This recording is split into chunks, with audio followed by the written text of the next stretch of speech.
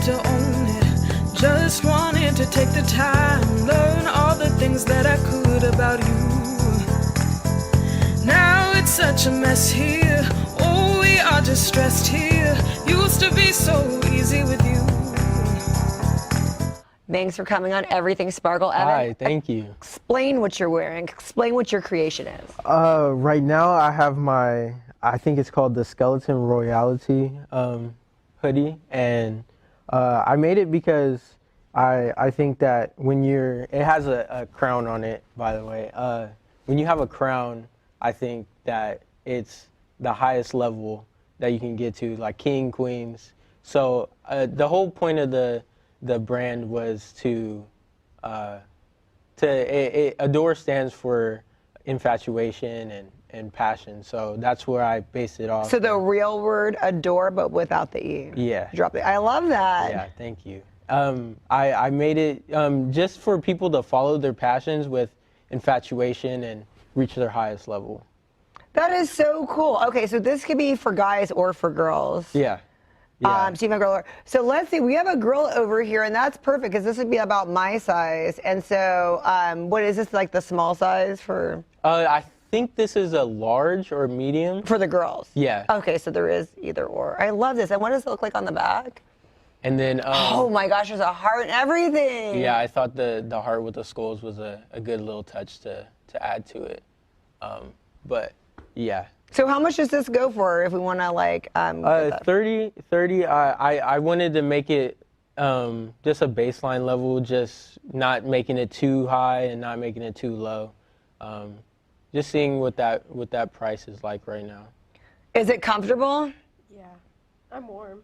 It's so cold these days. It's Yeah, I kind of wanted to get the best quality that I could at the time. It's a startup right now, but. So sweatshirts and t-shirts, right? Yeah. So eventually we're going to have leggings and the whole night, right? You're going to make sure that he gets the leggings and all that stuff in. Yeah, I definitely want to do stuff for people in the gym, getting like leggings, biker shorts, like covers that you put on for working out and stuff like that. Well, thanks for coming on and showing us your outfit, girl. This is so awesome. I like how it's for everybody. And so you're pretty young. What made you decide, oh, I'm just going to start and see how this goes? At first, I had looked up a lot of personal finance videos, and they told you, like, make a startup, like a side business, something like that. So basically, it really did start off as a side thing and making it just something I can pursue over time in a couple years, few years, when I graduate college, I can still have it on the side and do my own thing that I love. That's really cool. So what are you studying right now in college? I'm a nursing major right now, so that takes up a lot of my time. So I don't have too much time to get in my business, but when I do go really hard, and I study a lot of different brands, and I study what people like too. Wow, that's a big switch from nursing to like creating. Yeah, I'm very versatile. I like to go to the gym and all this different things, and I like designing clothes and making them for people. So you tell people at school, hey, I have a clothing brand. You want to check out my website? Yeah, and then a lot of people look at me weird and like think it's crazy that like to start one, but because you're young. Yeah, but I think I have a lot of work ethic, and I think over time it'll improve and hopefully it gets big. So being a nurse, that's a lot of work. Yeah, I get it from my aunt. I really like that you get to help people, and obviously the pay isn't too bad either. So, and I would like to support my family as much as I can. So, picking a job that I can help people and make money is beneficial to me. So basketball, you're like a basketball star. Tell us about that. Yeah, well, I'm not a star, but I like playing basketball. I loved it. I've played it since I was 8. I've always been able to go out there and play for hours and just love it and not be able to be like, oh yeah, I have to go play this basketball game. I just love to do it, and over time, like through high school and stuff, I didn't get that much playing time and stuff like that, but it's okay. I still love the game. I still I still play. Did that inspire you a little bit with this design? Did you think of it in mind because you're like activewear, you like being physical, sporty? Was that part of like what made you decide this kind of brand? Yeah, streetwear slash sporty. I eventually want to get into a lot of gym stuff because I'm big into that too, and some basketball things too. What about shoes? Shoes, I haven't dug deep into that yet. I think it's a cool idea. I just don't know too much about it. I haven't done my research yet. So where can we go and buy all these clothes? We want to buy them today. Right now I have an Instagram that I started. I have a few pictures of the products, and I have me modeling them. It's in my bio. People can look at that.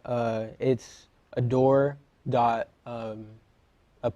So we could buy it and get it in like a couple weeks? Yeah, I mean, couple days if you're local, a few days. It just depends. Like if you're out of state, yeah, but if you're local, it shouldn't be too long. 2 to 3 So days. color options. What kind of colors do we got for this? Right now I just have black because it's a startup, but eventually I want to go into like the unique colors like sand and desert type of colors like the hoodies, and eventually onto like white and all of that. What's your favorite color? Right now, or my favorite design, I really like, I have this one, it has a hand holding a heart that's on fire. And I think that I like the design, it's really cool, but I think the meaning behind it of just having that, like everyone has a passion, and that the shirt really resembles just having that passion and that fiery passion for stuff. So where do you get these designs? Like even the design that you have now with the crown and everything, did someone make it for you? Do you kind of do it yourself? Like, yeah, I use Pinterest and I just scroll through some of the photos, and then if I like one, I go, I use it as inspiration, and I go on a website called Fiverr, and you can pay people like $5 to like $20 to do a design for you. wow, that's really cool. Yeah. So it's an original. You're not going to get in trouble for using it. That's your own like trademark. Yeah, that own no. guy with the, what is that? Is that a pic? It's a skull with a king on it. But what's he holding? Oh, he's holding it's like a little Reaper thing. I thought it was a good addition to it, just to look pretty badass. So does it take a lot of money to create startups like this? What is it like? Yeah, that's my biggest struggle because I'm in college. I'm young. I'm doing whatever, buying food and stuff like that. I don't obviously have debt or bills, but it does take a lot. I think I've at first, like I started one where I used, like, it was a printer and then you just heat press it onto the shirt. But I eventually didn't like that. I didn't. It's a lot of work and it doesn't always stay on really good, huh? Yeah. So I wanted to go with a longevity point of view. So people like the quality. They're not like, it came off. Yeah. So and obviously it's a startup, so I didn't want to go all out and spend like 20,000, 10,000, whatever.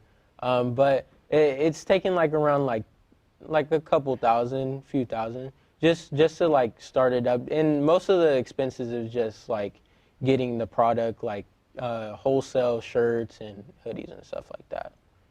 That's really ambitious. What does your family think about this? You're like, hey, I'm designing clothes now. They're like, what? Yeah, they at first they thought it was like a good idea, and it's a good idea to have start a business as old as I am. But like you have to do a lot of different things, and I have to keep my stock in the garage. So like sometimes they'll complain about keeping my clothing in the garage. You're taking up a lot of space, basically. Yeah, and I use a lot of water to get just to get my designs out. That's part of the process. So like they would like say like you have to pay the water bill or something like that. But So what do you do with the water? Well, how does that work? so like basically you have a screen. Then you have a design printed out for it. Okay. And then you use a light to burn it into the screen. And then so once you do that, you have to wash it out. So after you wash it out. So is it ink that's going in there? It's like Yeah, ink okay. it's like going through the holes and stuff like Okay. that. So, yeah, I use water for that. And then if you want to do a different design, you just take that same screen. You put like a little, like acid, it's like light acid, and it washes off, and then you use the water. But I was using so much water at first because I didn't know exactly what I was doing, and I didn't have too much experience. But now That's really cool. So much work goes into this. People just don't know. That's what. Yeah, it's a lot of work. It's definitely been a learning process. So now you have it good to where you think the quality, you kind of got the quality good, the ink's not coming off. You can wash it a few times, it's not. Yeah, so like you have to coat the screen with, it's like a layer of like paint kind of. And that's what blocks off the whole rest of the screen. So like when you burn the design on, it's only going through those like holes. And sometimes it doesn't get all of the screen, so you have to put tape on it so it doesn't leak through and stuff like that. How many clothes did you mess up on trying to like do all this? Oh my gosh, like I don't know, a lot, but maybe like 20 or 30 before I got like the design like down. Wow. But yeah, it's really been a learning process, but that's so cool. I never knew like all of that went into it. So are you doing each one individually then? Yeah. So like I calculated it like after I got it down, and it takes like 5 minutes a shirt. Oh, that's good. Yeah, so it's not too bad. It's like a few hours each size, but yeah, it definitely takes a little bit, but I just sit there and I do it and watch videos while I'm doing it just to learn better about like how to do it. And because each time you go through and you put the design down, you have to dry it so it doesn't come off while you're washing it. So you usually do multiple at a time. You don't usually just do one shirt and that's it. Yeah, that'd be too much work. Yeah. So kids, you have it for kids? Like what sizes do you guys go up to? I have small to extra large. So eventually over time, I want to, if my brand does go big, I like to get kid sizes and like 2XL and 3XL, stuff like that. You have to start with the basics first. Yeah, so I don't have to go like way overboard and find out that people don't like buy them, you know? So where'd you get into all this? You have a business, was there anyone that inspired you that you're like, oh, I like what they're doing, I want to do something like that? Yeah, a few people, like Gary Vee. He's a big guy into doing whatever you can to experience, to getting into businesses and stuff like that. And he really teaches that mindset to just keep going and keep working hard, you know? And I definitely got it from him. And Kevin Hart, too, he's a big business guy. He's in tons of movies, has a podcast and all that. So I Are you going to send these guys some shirts? I mean, hopefully they'll accept it. But yeah, those have been two big role models for me. What about clothing-wise? Whose clothes inspire you? Clothing-wise, I would say like, I definitely had a person like that very started. I was on TikTok and I was watching, and then this guy named Burma, or Brima, I don't know exactly how you say it, but he does the same thing. It's called screen printing, which I do. So that's the technique to do designs. But I first came along to him, and he does it. I think he was in Milwaukee. I think he moved to LA now, just to expand his brand. But he's definitely taught me a lot of my tricks and how to and just do it in general.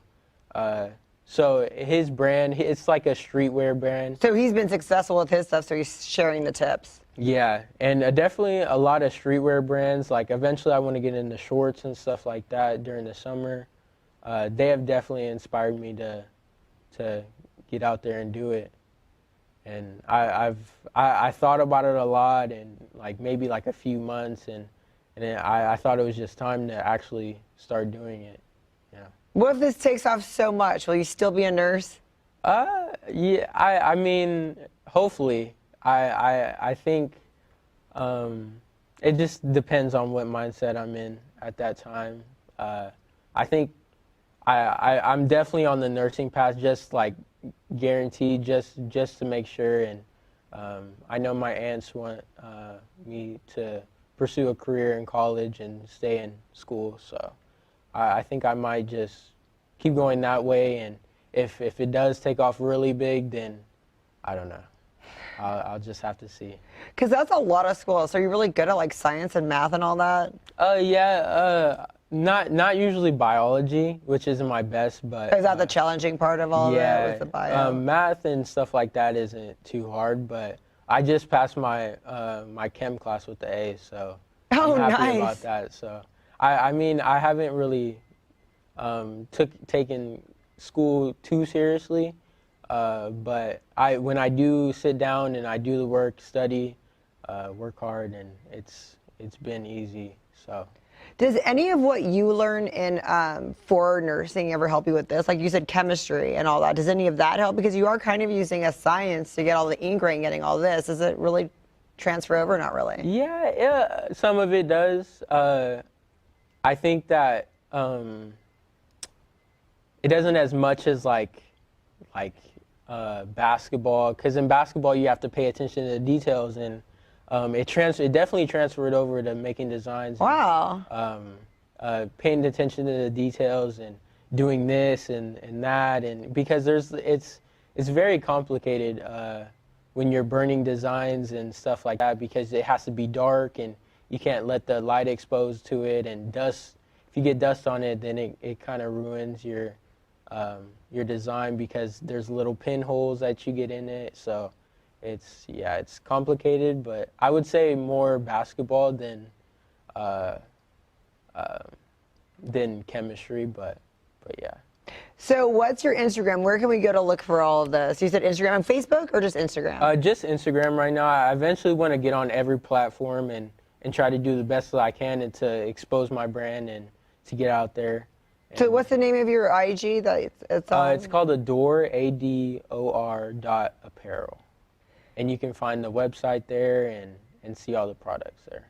So have you ever heard the Smashing Pumpkin song, Ava Adore? No. Well, I haven't. when you go home tonight, listen to that song, because someone's going to bring that to your attention. That's a great song, but, you know, I'm a lot older than you, so that's kind of like my jam. But I bet that you're going to get some people that might want that just because they love the song that much. You'll get those diehard fans that are like, when I first saw it, I'm like, oh my gosh, I want that. It's like my favorite song, so.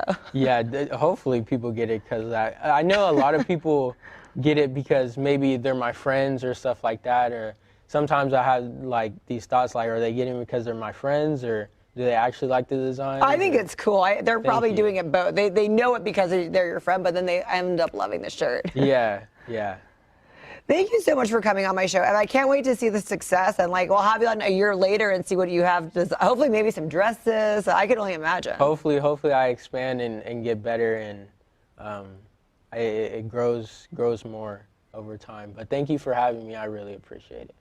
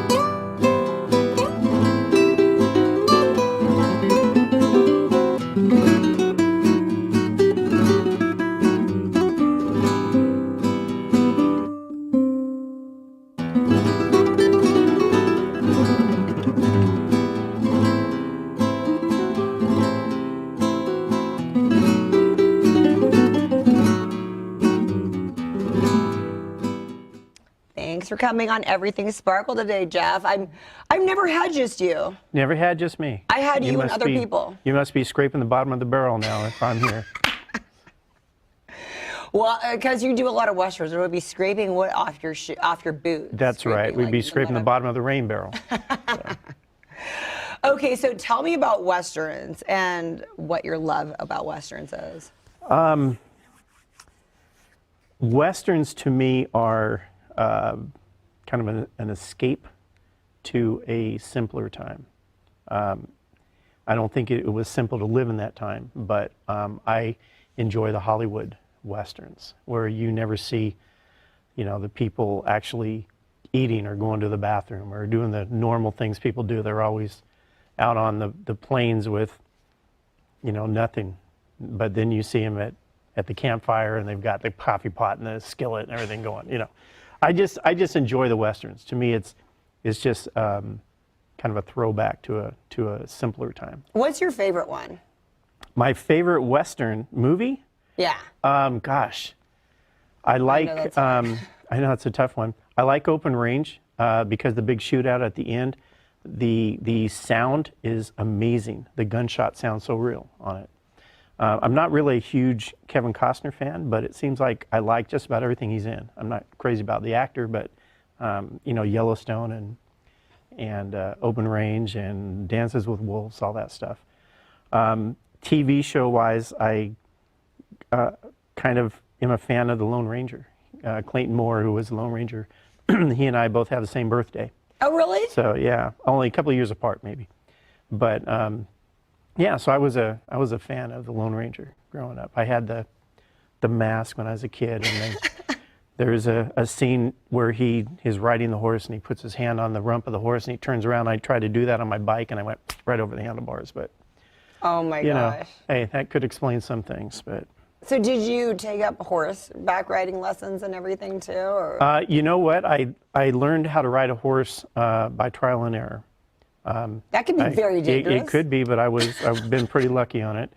And I'm not an expert horseman, but I'm a pretty good rider. I can hold my own at with them. I don't look like when I'm on a horse. I don't look like I don't know what I'm doing. So, but I've owned horses in the past, and I've trained them where I've used them in parades and whatnot. I had them pretty much bomb-proof, where kids had run up behind them and run under them, everything they're not supposed to do, and the horse just stands there and kind of looks at me like, it's another, what are you doing to me here? But they were great. They're great animals. They're very therapeutic just to groom them. You can have all your troubles wash away just by rubbing a horse down. Have you owned them? Yeah. I've had 5. Did you have a place that were they at your place, or you had them somewhere? No, else I had them boarded. A great guy off of, if anyone's looking to board a horse, a great guy. He's off of Chestnut and 99. I'm not going to mention his name because he didn't pay me anything. But just a great, he takes very good care of them. The boarding out there, when I had them, it's been a few years. The boarding was very reasonable, and there was places out there to ride and everything. So, yeah, it was fun. It's very, very expensive. Man, you have shots, and you have vet bills, and you have farrier bills, and and horses are very temperamental. One day they'll want to ride, and the next day they say, no, I'm not doing that. So. And you have to listen to them. You don't really have a choice, do you? Exactly. Yeah, it's a partnership. You have to be a partnership. I have to be a partner with the horse. I did get a lot of pointers from my buddy Dusty, who's lives in Wyoming now. That guy, if there ever was a horse whisperer, that is the guy right there. He can do some amazing things on horseback. Have you ever gone out there to ride horses with him? In Wyoming? No.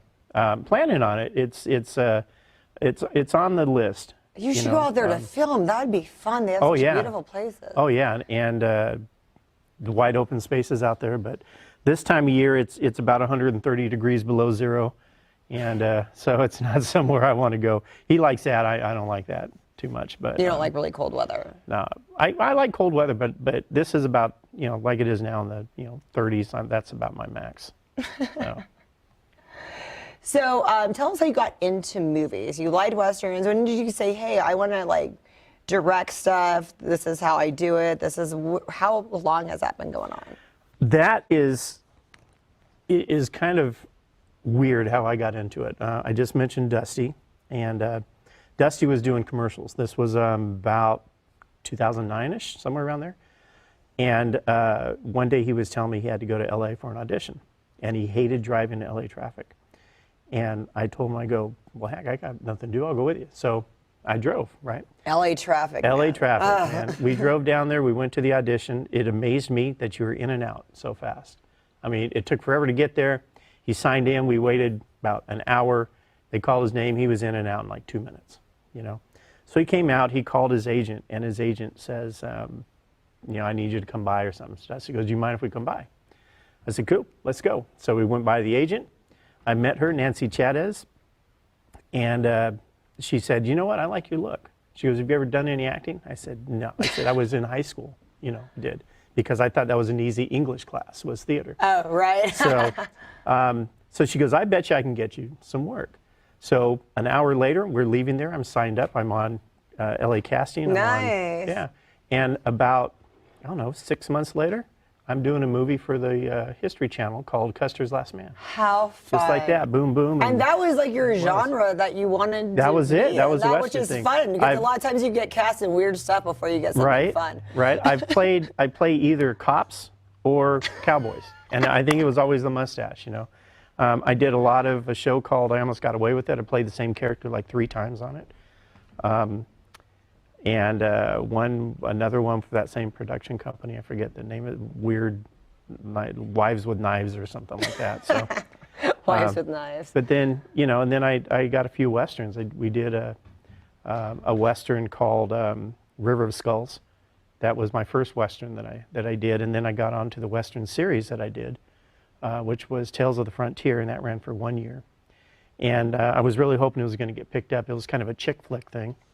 A chick flick Western? Kind of like Dr. Quinn, oh, you know, that type of thing. I love Dr. Quinn. Yeah, well, see, the female star, she was the doctor and I was the sheriff. I was a big fish in a small pond.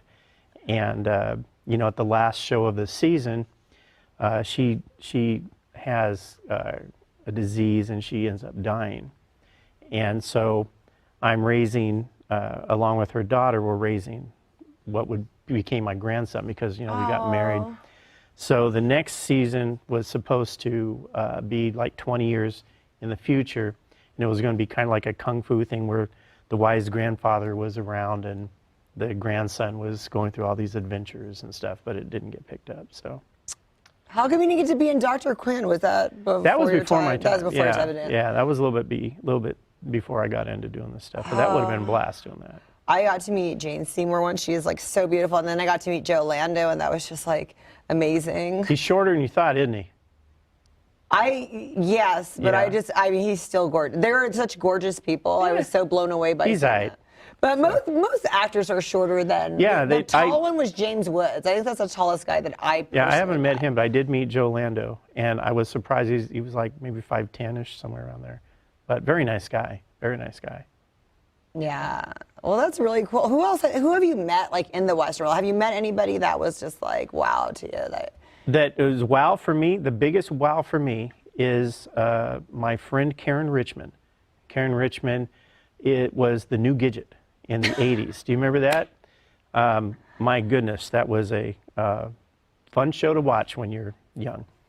And I just happened to see her on Facebook, and I don't know if I should say this because everyone will probably do it. I sent her a friend request just out of the blue, and she answered it, and she said, "Do I know you?"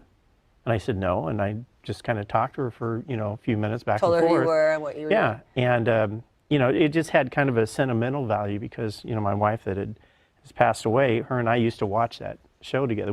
I surfed a lot in the 80s, that. and we would come home on Sunday nights and we would watch that show, and then I would go back home and she would, and so it just had a sentimental value for me. And I thought, what the heck? So I sent her a friend request, and we messaged back and forth and stuff. And if I remember right, she kind of said, well, it was nice talking to you.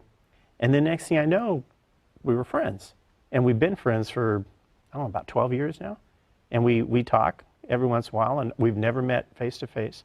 Although every year we send each other Christmas messages, and we say, this is the year, this year coming up, this is when we're going to actually meet each other. So I'm hoping, my fingers are crossed, that something is going to work out with a project that I have coming up, and that's all I'm going to say about that. So.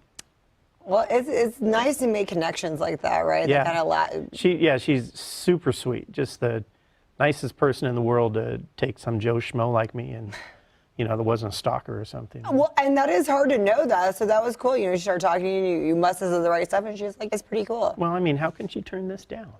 Come on. So, okay, when did the directing started? Because you were doing a lot of acting. I did a lot of acting. I actually have not directed. I started producing, which... Why did you go that direction? Because it was like a bucket list thing. I wanted to make a Western my way. I wanted to make my own Western.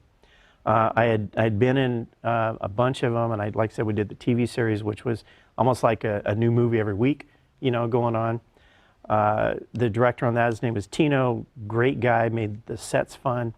I met some wonderful people that I'm still friends with from that show that we still keep in touch with, and these guys are, Hollywood people that are actually doing it. But I wanted to do one my way. I wanted to do my own. So you just started getting a little creative power here and there with I the did, producing. and I had an idea, actually going back to Dusty, when we would go to LA, we would talk a lot, about all sorts of stuff. And he came up with this idea about a judge and his daughter, and everyone wants to date the daughter, and the judge kept saying, no, no, no, you're not going to do it. And everyone thought that was because the judge was being protective. But there was other reasons for that he wouldn't let it happen. So that was the premise of it, and that rattled around in my head for a long time. And then just one morning I woke up, and I think God spoke to me and said, dude, write this down, it's time to do this. I started writing Above Snakes. And the more I wrote, the more it came out. It just boom, boom, and then...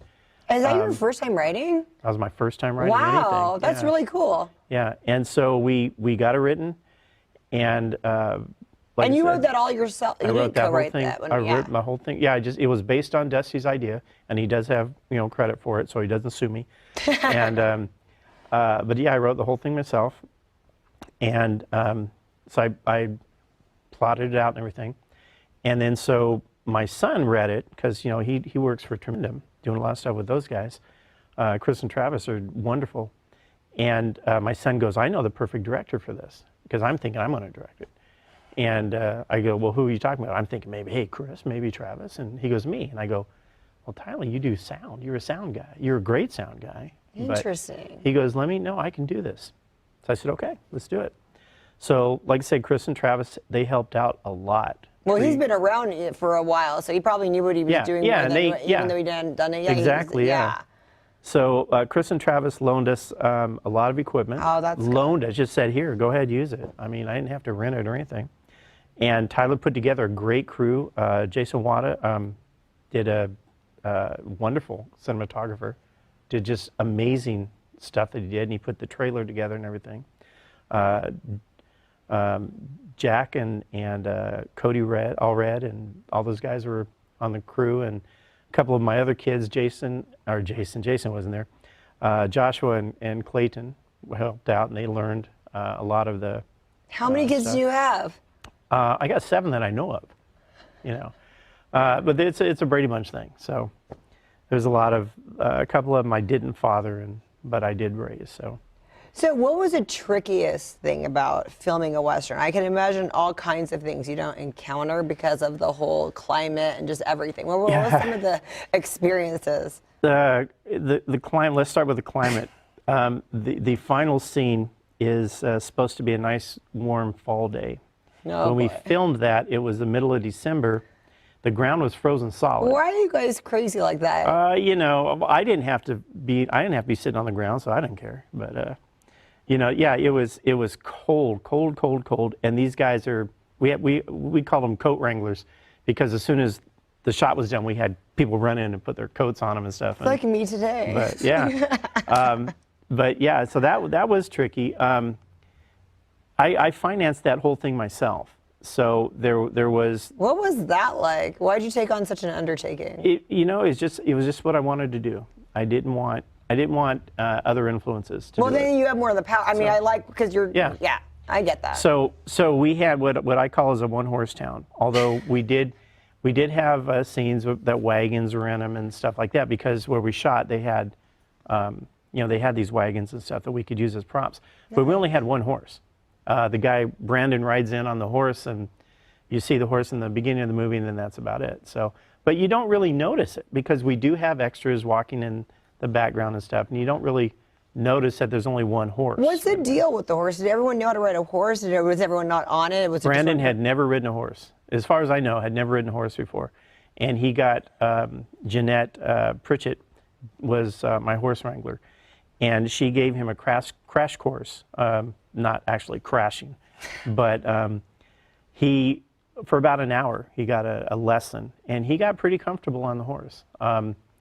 So he doesn't look like he's too scared, up there, which in the beginning I think he was, but because you get up on that horse and you're high. Yeah, you feel like you're 20 feet up in the air. Yeah, you are high. And you're not get scared hurt. of falling off. You're scared of that sudden stop at the end after you fall off. That's going to hurt.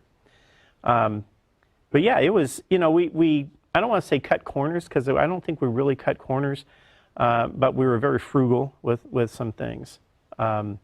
We did have great costumes because Donna Robinson had a lot of female. Your costumes is really elaborate. She had a lot of the female stuff, and I had a lot of the male stuff. Oh, cool! It's a collaborative effort. It was, and it made for a great relationship. She's come on board for Above the Willows and is going to help out with that one.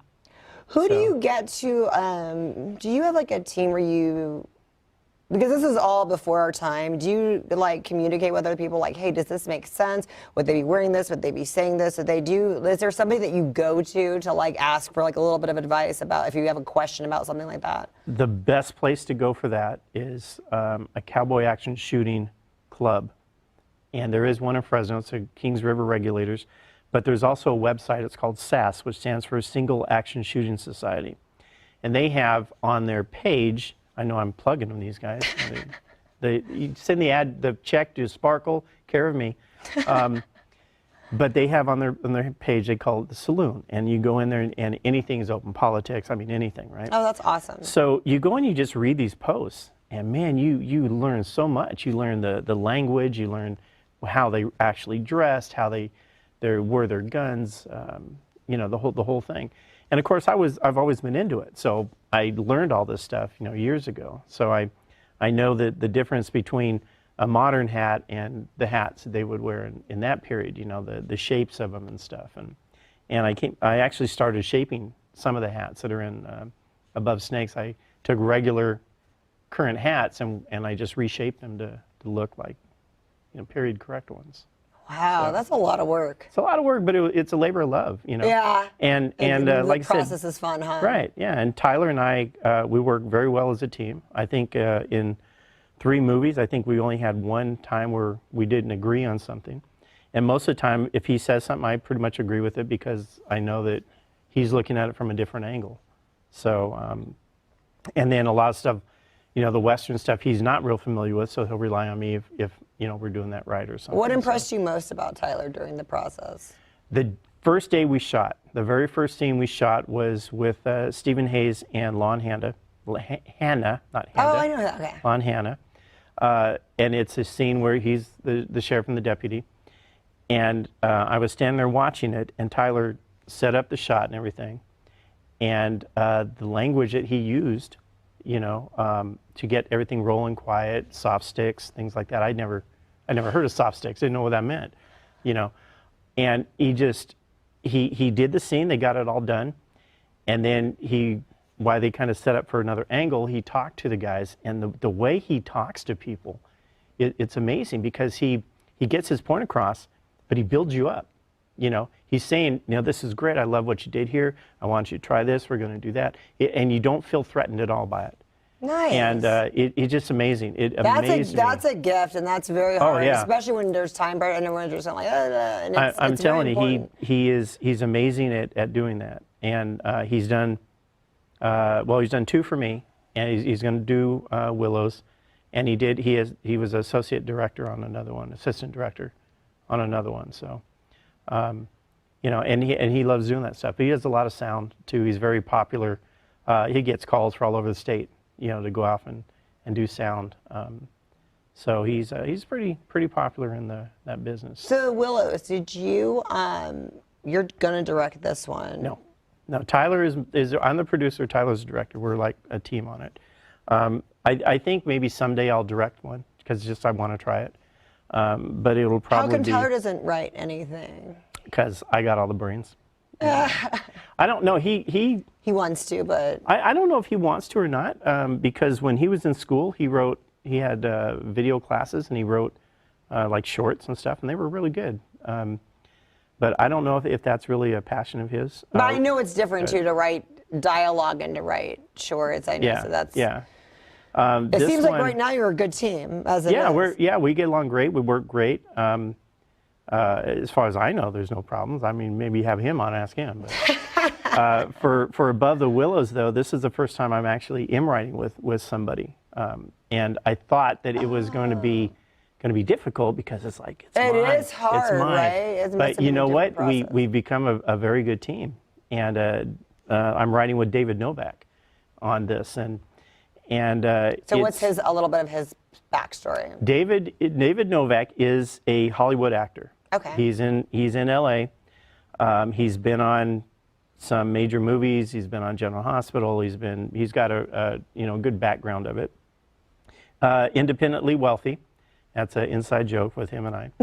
And but we collaborate. We get online on Zoom and we write together. And he comes up with some scenes, and then he'll send it to me, say, hey, I wrote this, and so I'll read them, and then I'll tweak the language or something a little bit, and it really works well. And like I said, I thought it was going to be difficult because I'm like very set in my ways. It's like my way or the highway. And I think sometimes he and I share the same brain, you know, because that's there's really times cool. where he like finishes my thoughts or I finish his thoughts, and it's really cool to find that kind of really neat partnership and a collab. So it'd be real interesting to see how this one comes out. So, and this one, we have had some interest in investors. So whereas Above Snakes was this much money, we're looking like Willows might be about double that. Because now you could play when you have a little bit more money. Right, I can get 2 horses. That's awesome. Were you ever a fan of somebody that you were surprised to find out was a fan of yours? I don't think I have any fans. Seriously, I don't know. Nobody's ever I did get noticed once. I did a TV commercial for a car dealership, and I did get noticed at a fast food place. And the girl, the daughter came up and said, did you do a car commercial? And I said, yeah. And she goes, oh, okay, and then left. I thought, she want my autograph, take a picture or something, but I've never had that happen. Well, when you work with people, do you ever audition someone? They're like, oh yeah, we're familiar with this project or that project. I mean, now you've been producing. Do you ever get to where people you're like, oh wow, I didn't even know that you knew I did Above Snakes, or you knew I did this or that? I've heard a little bit on Above Snakes, but it's not really too big or anything. And like I said, I really haven't had anybody say, oh man, I really want to work with Jeff, or Well, I think there's a lot of people that aspire to do westerns because it's something fun and people really aren't doing them anymore. Well, you know what? It's kind of funny because we did Above Snakes, and then all of a sudden some other local people started doing westerns. I know of 2 other ones, and then 1883 came out, and with the prequel to Yellowstone, and I watched that Sunday night, and there's a scene in there. And I said, oh my gosh, this scene I wrote, earlier about a month ago is almost parallel to this scene. I mean, language and everything. And I'm going to say, my God. People are going to think I ripped that off, but I wrote it first, man. I don't know if I wrote it first. I've had things like that happen to me too. So it's kind of funny like that. But I'm watching, this, and I'm thinking, I have this stuff. I have these costumes. I have this language. And it's going into Willows. I'm really excited to see how this comes out. It's going to be a little bit different for me. little bit different character that I'm going to play, and looking forward to it. It's going to be fun. How exciting. Well, we can't wait to see what you come up with. Where can we follow you and see what you're going? Are you active about communicating what's going on? Oh yeah, I mean, I'm on Facebook. I mean, Jeff Smith. I mean, how many of those can there be, right? I think it's actually Jeffrey, so you can find that. But Jeffy Ball Productions, there's a page on Facebook, so that one's easier. You can find that. And I'm accessible if anybody wants to get a hold of me, if they're interested in, you know, anything, having me for anything, or being a part of something coming up. I talk to everybody. So you might want to pick your brain about Westerns. Well, it's just a little bit to pick, so. But yeah, I did get, I don't want to mention who it was, but I have been in contact with, somebody contacted me a lot about Westerns, and was asking a lot of, you know, questions. Where did you get this? Where do you get that? I feel like you're the go-to guy in this town for Westerns. I feel like that you would be, well, like you said, you kind of started it, and people are kind of getting a little interested. Well, I don't know if I started it. It's just we did that one, and then all of a sudden now there's. Well, it piques an interest where people are like, oh, we could do that. I mean, I don't want to betray my genre, but it is fun to get out of other. It is fun to do things something that are different. Yeah, it's a lot of fun to do something different, and especially like you, the talented enough to do it, because I've seen some people that have tried to do like a Western and just. You know, you know, they're just not, they can't do it. It's probably hard because there's not a lot going on with it. I think it's hard to dwell on because you're going off some past stuff. You're going, and like I said, I mean, sometimes there's not, it's hard to find someone to be like, to bounce off ideas and say, is this right? Because you want to be true to like the role, and you don't want to make it a mockery of a character. Yeah, you want it to be true. Do you want to do one that's authentic? Or do you want to do a Hollywood one? And they both have their place. You know, the Hollywood ones are fun, you know, but do you want to do one that's a little more authentic, that has the clothing doesn't have snaps, you know, for the shirt or something. So, yeah. Well, as long as we don't have to wear bloomers. I mean, how authentic are we going, Jeff? Well, it depends, you know. I mean, bloomers were the well, it was necessary painted for ladies, the part we were taking, but it's like for every day to get all like. Well, I tell you, there's a scene in Willows where I'm wearing a union suit, so, and if you're not. Oh, I bet you look all nice in that. I bet you I will. But, if you're not familiar with that, Google is your friend. So. Thank you so much for coming on my show, Jeff. Jeff. Thank you for having me. It was wonderful to be here. I enjoyed it.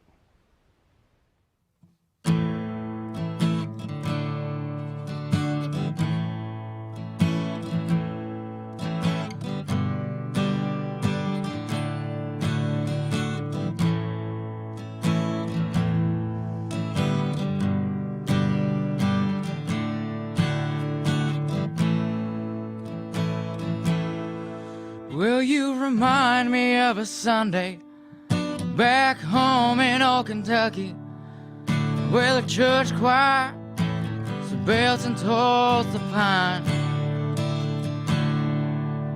and I love you like a mountain loves the way the morning open, soft and bright, reaching towards the sun. It'll make you stay. I wouldn't act so angry all the time. I wouldn't keep it all inside. Let you know how much I love you every day. Darling, won't you stay right here? Shake this frost off of my bone.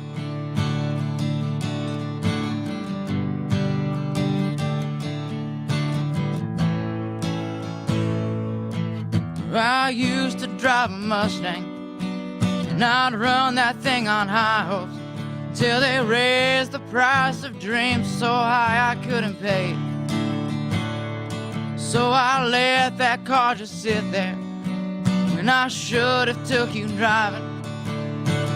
Windows down while the music played. If it'll make you stay, I wouldn't act so angry all the time. I wouldn't keep it all inside. let you know how much I love you every day.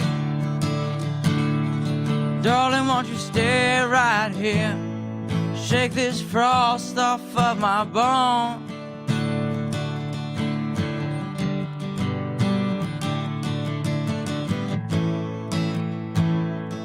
Darling, won't you stay right here?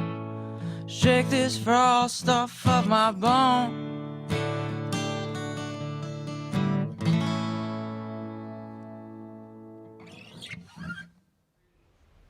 Thanks for coming on my show, Fresno Slim. Thank you for having me. Okay, where'd you come up with the name Fresno Slim? I actually got it from Richie Blue, the local guy in town. Oh, When I really? was like 17, 18, I used to follow him around, play with him, and for a while he would just kind of introduce me as a different nickname, as a joke, and he threw out Fresno Slim one night, and it stuck. Nice. Yeah. I'm pretty happy with it. So you've been touring around doing different things. Tell us a little bit about your musical journey. Oh, man. So, like I said, I started playing professionally when I was 17 here in Fresno. When I was 20, I moved up to Seattle. Mm-hmm. And again, Richie had he's from Washington, so he put me in contact with some people who lived in Port Angeles. Okay. Just right across the pond.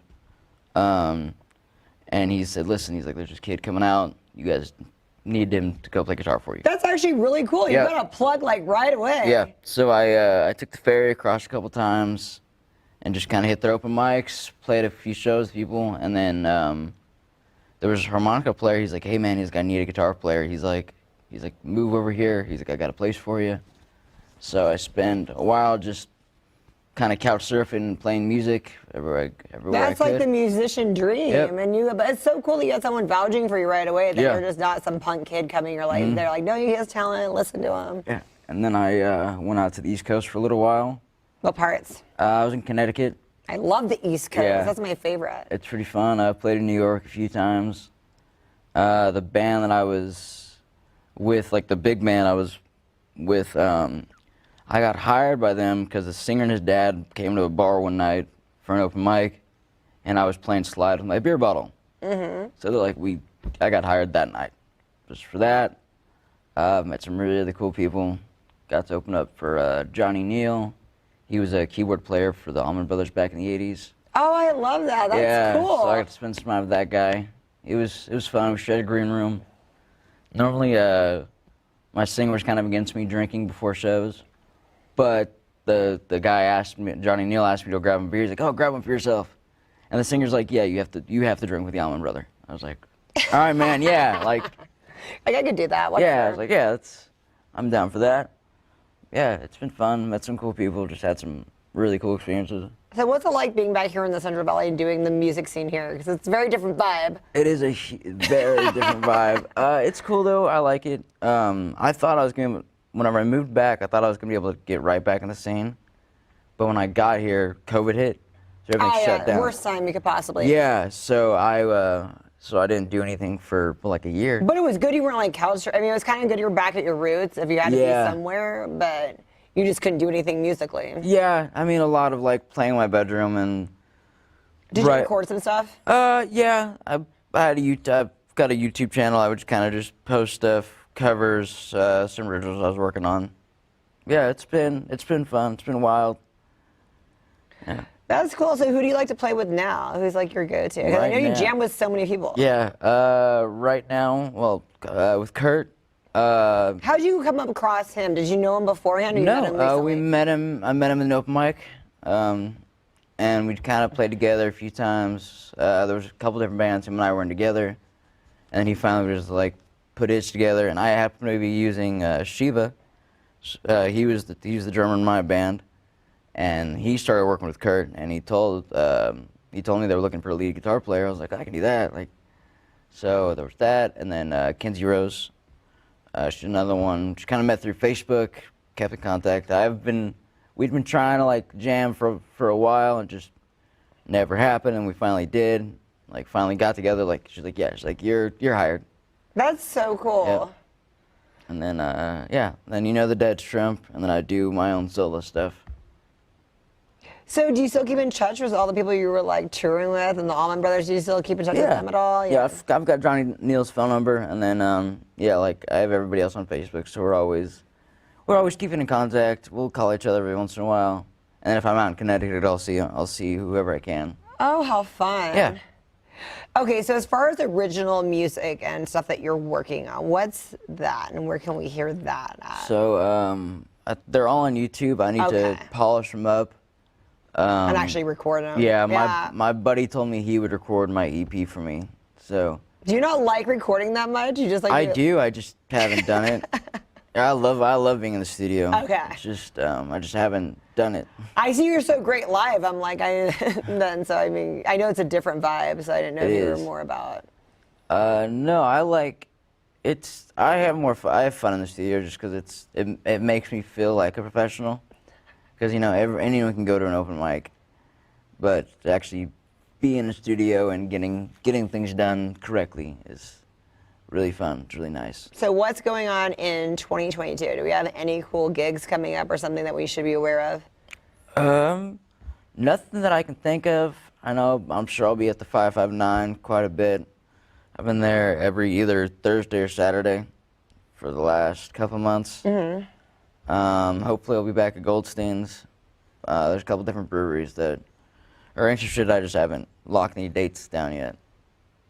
No, you are a busy man. So yeah. I mean, now that you're with so many, I don't even know how you can keep track of doing all the different bands, because sometimes they want you the same night or something, and then you're like, you have to choose between like Kinsey or Kurt. Yeah, that hasn't happened yet. Because everything's just reopening. Yeah, and everyone backs Kinsey up anyways. Me, Kurt, Jen, and Shiva, we all I imagine you guys all would, but then at some point it's got to be like, no, I need you here. Yeah. You have to make a choice. Yeah, and then like they're also like the same band members or the Dead Shrimp, so it's like we're all the same band. We just go under different names, and there's like different variations. Like so right now everything's so everything's fine. Page. Yeah, so like with Kinsey, the only difference she's the added. Like, she's the 5th member whenever we're doing that. And then when it's a Dead Shrimp, we have another guitar player. So, it's fun. Well, I love that. I love what you guys are doing, and I want to follow you everywhere you go. So just keep us in the loop. I want to see when I'm not working. Yeah, absolutely. So, that's the plan. Thank you so much for coming on my show. Yeah, thank you for having me. And then where should we follow you? Insta, tell us all your social media. Okay, Instagram is Fresno Slim. And then Facebook is Brandon Poland. It's Polin. Yeah. Awesome. We'll follow you there. Thank you. Perfect. Thank you so much. Felt right in the moment, felt right in the summertime. It felt right drinking cherry wine with you. Just wanted to own it, just wanted to take the time, learn all the things that I could about you. Now it's such a mess here. Oh, we are just stressed here. Used to be so easy with you. Now I must confess here. Oh, I must confess, dear. Don't think I'm in love with you. Winter is coming and I don't know what to do. And there's no more use in running, no more running to you. And I don't want your loving, I don't wanna be just friends, knowing all this time we were playing pretend, playing pretend.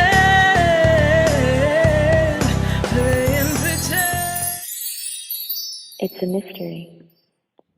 Hi, I'm Sparkle Sujin, and I am the host of the Everything Sparkle Show. I would like to invite you to come and hang out with me every Thursday at 4 p.m. Pacific Time, 7 p.m. Eastern, as I interview the world one guest at a time. Everything Sparkle is available on Roku, Apple TV, Amazon Fire TV, Facebook, YouTube, Twitch, Twitter, and CMAC.tv. Plus, if you're in the Central California area, you can watch on Comcast Xfinity Channel 93 or AT&T UVerse Channel 99. Hope to see you there.